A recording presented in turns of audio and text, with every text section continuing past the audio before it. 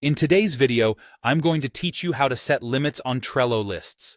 Let's dive in and make sure you're getting the most out of your Trello boards by keeping them organized and efficient. Our first stop on this journey is, of course, getting to Trello itself. So, open up your preferred web browser and head over to the Trello website. Once the page loads, you'll be greeted with several login options.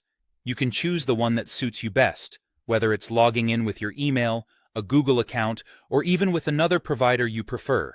Simply click on your chosen method, enter your credentials, and sign in. Now that you're logged in, it's time to navigate to the Trello board you want to work on.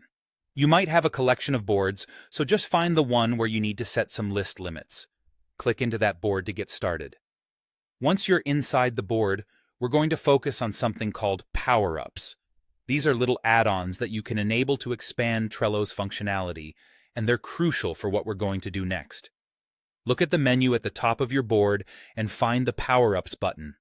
Go ahead and click it. Within the Power-Ups menu, you'll see a variety of options that can enhance your Trello experience.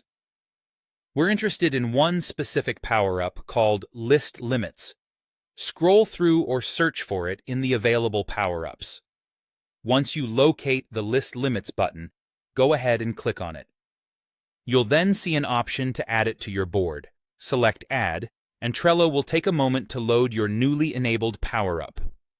With the List Limits power-up now part of your board, let's proceed to the next step. Once the page has reloaded, navigate to the list that you wish to set a limit on. On each list, you'll notice an ellipsis button, those three little dots. Click on it.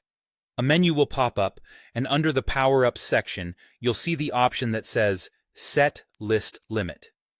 Click on Set List Limit, and now you can customize how many cards you want in that list. For this last step, you'll be setting the specific number that suits your needs. Click into the field where you can enter a number and type in the maximum number of cards you want to allow for this list. Once you're happy with the number you've chosen, go ahead and hit the Save button. And there you have it. You've successfully set a limit on your Trello list.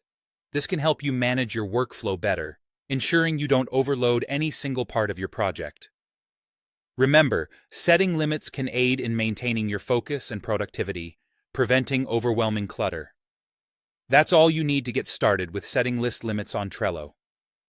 Thanks for joining me today, and I hope you found this guide helpful. Viel Spaß beim Organisieren Ihrer Boards.